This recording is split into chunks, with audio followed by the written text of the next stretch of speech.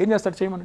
That's what. Okay, మీకు రాజకీయ విభేదాలు ఏమైనా ఉండొచ్చు కానీ లొట్టపీసు ముఖ్యమంత్రి అని ఆ రకమైన అంటే ఇంకా బేకార్ ముఖ్యమంత్రి అనాలా ఏమనాలి మీరు చెప్పండి నాకు. బేకార్ అనాలా, పనికిమాలిన ముఖ్యమంత్రి అనాలా, తెలివి తక్కువ ఏమనాలి?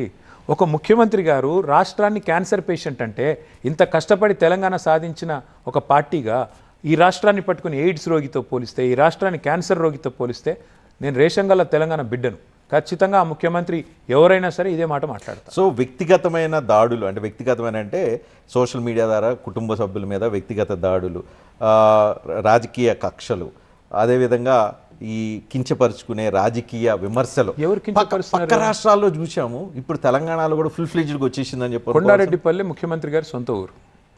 ఆ సర్పంచ్, మాజీ సర్పంచ్ సాయిరెడ్డి గారు 85 ఏళ్ల పెద్ద ఆయన ఆత్మహత్య చేసుకుంటూ మరణవాంగ్మూలం రాసిపోయారు. రేవంత్ రెడ్డి బ్రదర్స్ వేధింపుల వల్ల నేను చచ్చిపోతున్నాను.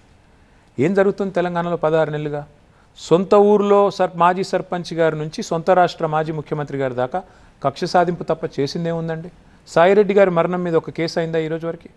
రేవంత్ రెడ్డి గారి బ్రదర్స్ వేధింపుల వల్ల చచ్చిపోతున్నానని పెద్ద ఆయన మరణవాంగ్మూలం రాస్తే పోలీసులు కేసు పెట్టారా? ఈరోజు వరకు ఎఫ్ఐఆర్ అయిందా? అంటే ఇంత నీచంగా, ఇంత దరిద్రంగా వ్యవహారం ఉంటే ఏం చేస్తాం మరి?